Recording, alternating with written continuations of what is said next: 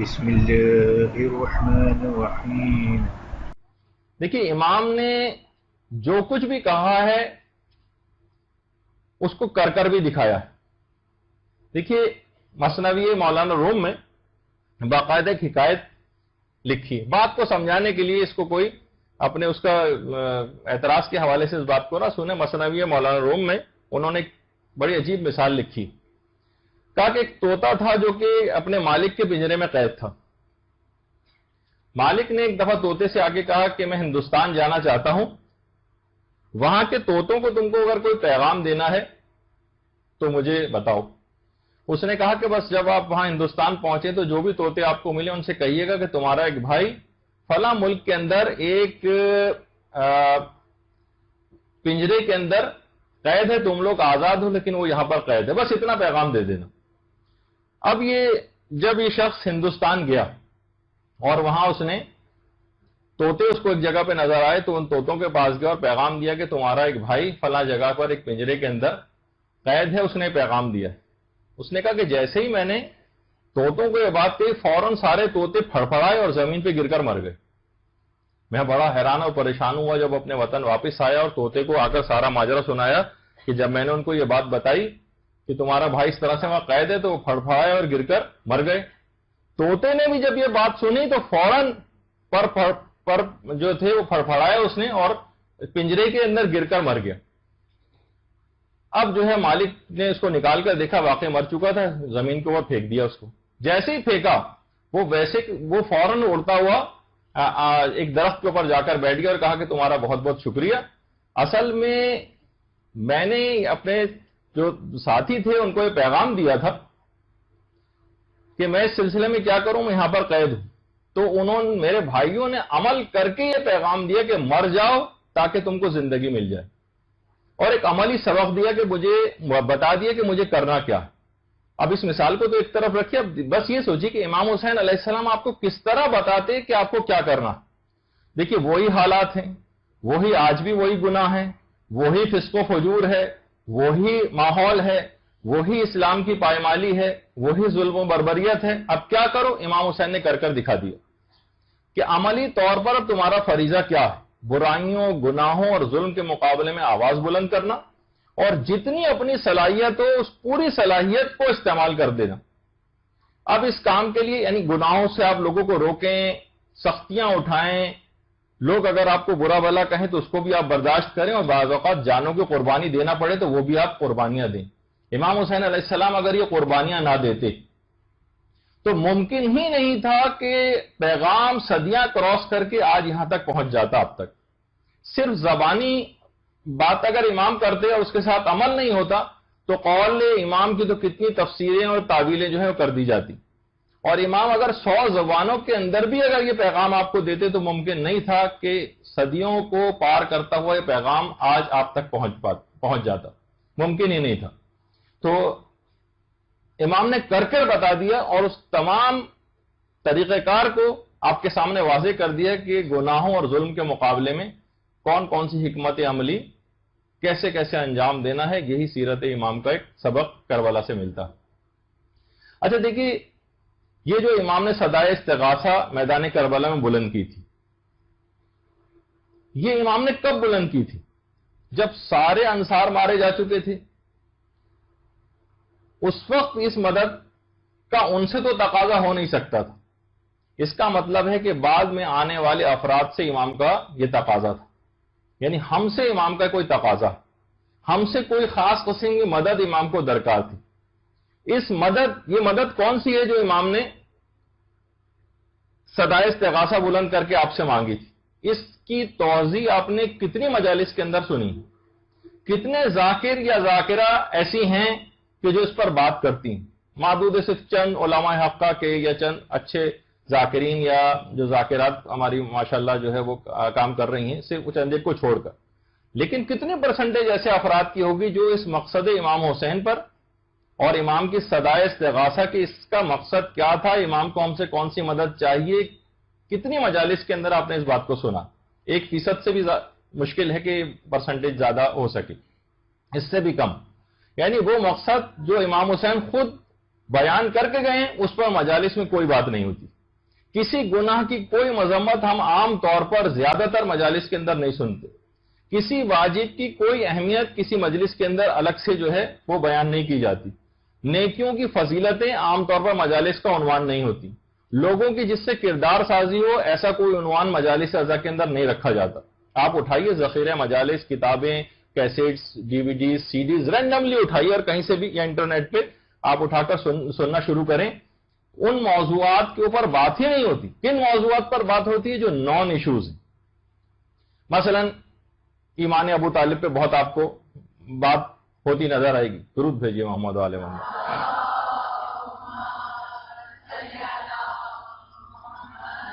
اب آپ یہ بتائیے کہ یہ مجالس ہمارے لیے تھی یا غیروں کے لیے تھی؟ مجالس ہمارے لیے تھی. اب کون وہ بدنصیب شیعہ ہوگا جو ایمان ابو طالب کا قائل نہیں ہوگا؟ ان کے سامنے بار بار بار بار بار بار بار بار صرف ایمان ابو طالب کو ثابت کرتے رہنا. تحصیلیں حاصل ہوتی ہے. عقائد کے اندر بار بار ایک چیز کا عقیدہ بن جائے تو اس کو بار بار ضرورت نہیں ہوتی کہ ہر محفل میں اور ہر مجلس میں اور ہر درس میں مثلا ہم جو چیزیں ثابت شدہ ہیں حاضرین پر ان کو بار بار پیش کریں. ہاں اخلاقیات میں ایسا ہوتا ہے. بعض اوقات ہوتا ہے نا آپ لوگوں کی طرف سے اعتراض آ جاتا ہے. اخلاقیات جو یہاں پر پڑھاتے ہیں وہ بہت سی حدیثوں کا بار بار تکرار کرتے ہیں. تو روزانہ ایمان میں ہمارے کمی و زیادتی ہوتی. وہ حدیثیں بار بار سننے کی ضرورت بعض اوقات پیش آتی ہے. قرآن میں بار بار جب بھی اخلاقیات کے موضوع کو بار بار ڈسکس کیا گیا. ہاں عقائد جو ایک دفعہ راسخ ہو جائیں ان کی تبلیغ کی بار بار ضرورت پیش نہیں آتی. ان کے دلائل ہر دفعہ بار بار بیان کرنے کی ضرورت نہیں ہوتی. لیکن اخلاقیات میں پیش آتی. تو اب دیکھیے وہی میں نے کہا کہ نان ایشوز پہ بات ہوتی ہے. اب کون ہے جو ایمان حضرت ابو طالب علیہ السلام کا جو ہے انکار کر رہا ہو لیکن اسی پہ بار بار بات ہوگی. مثلا یا مردوں کی مجلس کے اندر وہی بات بار بار آتی ہے کہ کیا نبی ہم جیسا ہو سکتا ہے؟ کتنی دفعہ ایک بات کو سنیں. کیا قرآن ہمارے لیے کافی ہے؟ تو دیکھیے اس سے آگے کی بھی کوئی بات ہونی چاہیے. کوئی سماجی موضوع ہو، کوئی اخلاقی موضوع ہو. گھر کے گھر تباہ ہوئے چلے جا رہے ہیں.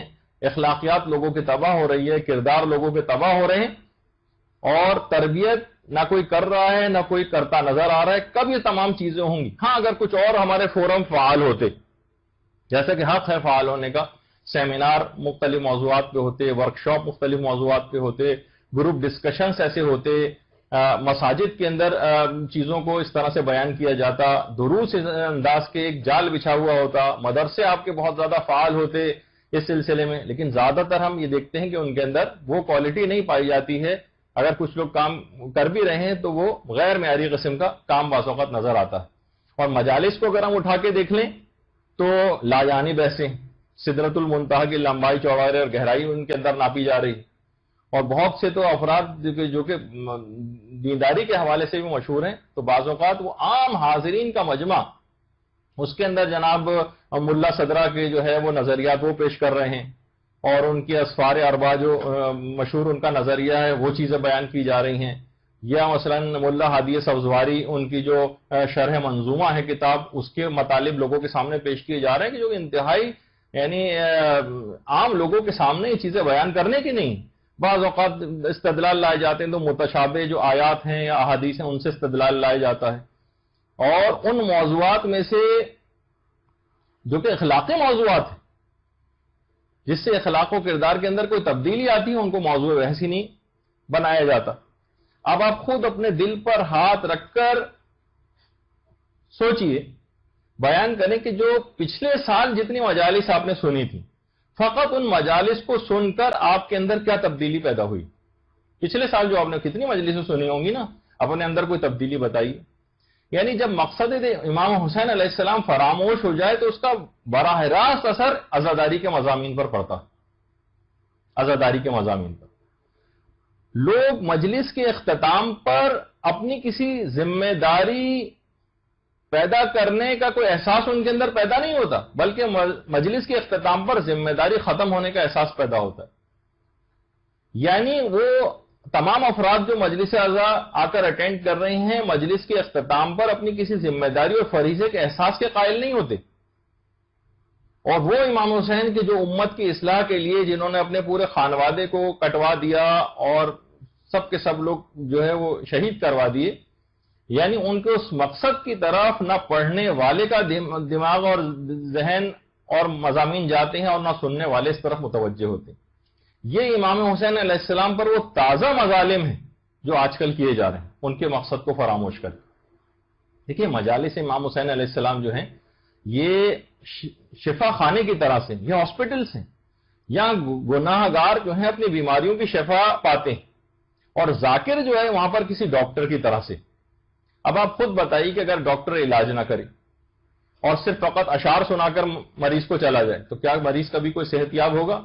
دوا کے بجائے صرف اور صرف گلوکوز اس کو پلاتا رہے، کبھی اس کو صحت ملے گی؟ آپ خود بتائیے کہ ایسے مضامین کی تعریف ہونی چاہیے یا مذمت ہونی چاہیے، جن میں مجالس میں دیکھیے فکر امام حسین، ان کے ہدف پہ بات ہوتی، ان کے مقصد پہ بات ہوتی، لیکن نہ ان کے ہدف پہ بات ہوتی ہے نہ ان کے مقصد پہ بات ہوتی ہے. صرف ان کے جسم اور جان کے حوالے سے ان کے زخموں کی تصویر کشی ہوتی ہے، ان کے قد و قامت کی، ان کے بال و بازو و چشم و ابرو کی توصیف بیان ہوتی ہے. شاعری میں کسی جگہ پر کہیں کہیں یہ چیز مطلوب ہوتی ہے مگر ہمیشہ نہیں. دیکھیے جب مقصد امام حسین علیہ السلام ان کا وہ فراموش ہو جائے تو، اور صرف مقصد لوگوں کا رسومات کی ادائیگی رہ جائے، تو پھر کوئی سمجھنے سمجھانے پر تیار نہیں ہوتا، پھر کردار سازی کے اوپر کوئی بات نہیں ہوتی، فقط رونے اور رلانے پر توجہ دی جاتی. اور اس کے بعد مجالس کے اندر جو کچھ بھی بولا جاتا ہے وہ کسی سوچنے اور عمل کرنے کے لیے نہیں ہوتا، بلکہ صرف غم کے جذبات کو ابھارنے کے لیے ہوتا.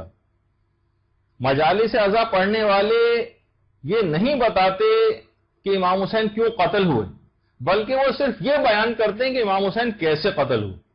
یہ ایک بہت بڑا مسئلہ ہے. اس میں لوگوں کے اخلاق و کردار کے حوالے سے یا ائمہ معصومین کے اخلاق و کردار کے حوالے سے بہت کم باتیں ہوتی ہیں. ان کے افعال، ان کے اقوال کو بہت کم بیان کیا جاتا ہے، بلکہ فقط جسم کے زخموں کو شمار کیا جاتا ہے.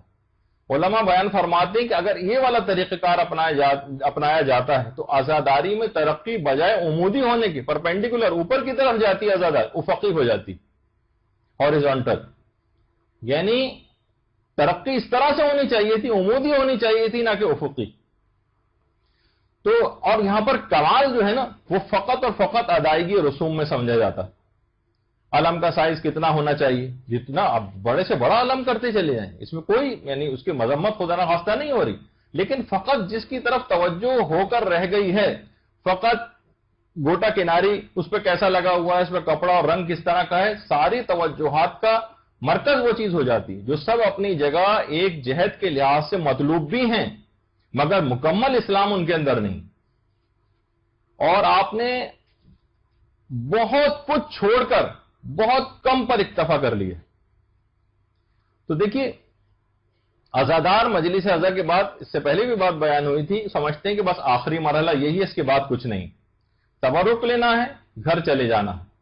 وہ جسے انتہا کمال سمجھتے ہیں وہ فقط وہ رسومات ہوتی ہیں جس میں وہ ترقی کرتے جا رہے ہیں، جدت پیدا کرتے جا رہے ہیں، تنوع پیدا کرتے جا رہے ہیں، کیونکہ کمال اسی کو سمجھتے ہیں. اور اس طرح سے عزاداری عمودی کے بجائے افقی ہوتی چلی جا رہی. دیکھیں عزاداری کے اندر جو مقصدیت ہے نا، یہ دونوں کے اندر ہونی چاہیے.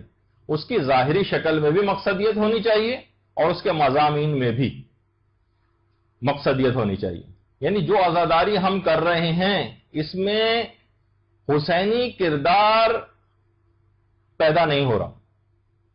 دیکھیں آپ کے سامنے واضح طور پر بات کرنی پڑے گی کہ جو مجالس کے جو عنوان اور مضامین چل رہے ہیں اس سے حسینی کردار پیدا نہیں ہو رہا. بات بہت بری لگے گی اور لگنی بھی چاہیے کیونکہ بڑی عجیب سی اس طرح سے مثال دی جائے، لیکن بات کو سمجھانے کے لیے کہ دیکھیے نام ہم امام حسین علیہ السلام کا لے رہے ہیں اور کردار جو ہے نا وہ ہمارا وہ یزیدی لشکر کا سا. ان کا لشکر، یزید کا جو لشکر تھا وہ ہر طرح کے گناہ میں گرفتار تھا. ہم بھی کوئی گناہ نہیں چھوڑ رہے ہیں. وہ قدم قدم پہ حکم خدا کی مخالفت کر رہا تھا، ہم نے بھی خوب مخالفت حکم خدا اور رسول پہ کمر باندھی. اور جب سید سجاد علیہ الصلوۃ والسلام نے اللہم صلی علی محمد و آل محمد امر و نہیں کی آواز درباری یزید میں بلند کی تھی تو ان کا گلا گھونٹنے کے لیے، ان کی بات کو قطع کرنے کے لیے اذانیں دلوائی گئی تھی. تو یہاں جب بھی کوئی اصلاح کی بات کی جاتی ہے اس حوالے سے، اس پر فوراً مقصر ہونے کا، دشمن اہل بیت ہونے کا لیبل لگا کر اس کا گلا گھونٹ دیا جاتا ہے۔ گویا اخلاق اور کردار کی بات کرنا عزاداری سے متصادم ہے۔ سبحان اللہ، کتنا عظیم نظریہ ہو گیا صاحبان ایمان کا۔ وہ عزاداری جو اونچے ہدف تک پہنچنے کا ایک وسیلہ اور ذریعہ تھی، اس کی مقصدیت کو ختم کر دیا گیا۔ افسوس اس بات کا ہے کہ جس بات کے لیے انہوں نے اسلام پر اپنی جان کو قربان کیا ہے، اسی اسلام کو مقام عمل میں ہم نے قربان کر دیا۔ انہوں نے اسلام پر جان قربان کی تھی، ہم نے اسلام کو قربان کر دیا۔ اور 2 مہینہ اور 8 دن کی جو مسلسل یہ عزاداری ہوتی ہے، یہ کتنی مؤثر تھی۔ 8 ربیع الاول کی رات، وہ جو ہم نے 2 مہینہ 8 دن اس طرح سے ایک بے مقصد قسم کی عزاداری کی، اس کا نتیجہ 8 ربیع الاول کی رات کو اور 9 ربیع الاول کے دن خوب کھل کر سامنے آ جاتا۔ کیا میوزک چلتا ہے، کیسی فلمیں چلتی ہیں، کیسی بے حجابیاں ہوتی ہیں۔ گویا امام حسین علیہ السلام کو رخصت کر دیا گیا، اور اسلام تھا ہی سارا کا سارا امام حسین میں، تو گویا اسلام ہی رخصت ہو گیا۔ تو ایسا اسلام اگر کوئی ہے تو اس پر ہمارا سلام ہو۔ تو دیکھیے، امام حسین علیہ السلام کی جو عزاداری، اس سے ہماری زندگیوں میں انقلاب کیوں نہیں آتا؟ ہم انقلاب کا بہت زیادہ تذکرہ سنتے ہیں، امام حسین نے انقلاب برپا کر دیا، انقلاب برپا کر دیا۔ ہماری اپنی زندگیوں میں سے انقلاب کیوں نہیں آ رہا؟ کیوں ہم محرم کی مجالس سن کر منقلب نہیں ہو رہے ہیں؟ شب عاشور، ضمناً ہم سب لوگ امام حسین علیہ السلام کی نمازوں کا حال سنتے ہیں۔ ایک رات کی مہلت مانگی گئی تھی عبادت کے لیے، اور اسی نماز کو جس کے لیے مہلت مانگی گئی تھی مومنین ضائع کرتے ہیں۔ امام حسین کے اصحاب باوفا کی آپس میں اتحاد و اتفاق کا تذکرہ کرتے ہیں، لیکن مومنین کے دل آپس میں سب جدا جدا۔ تو شاعر نے، کسی نے کہا ہے نا کہ ماتمی لاکھ سہی، نفس بے ریا کس میں ہے، دیکھنا ہے تیرے اسوے کی ادا کس میں ہے۔ تو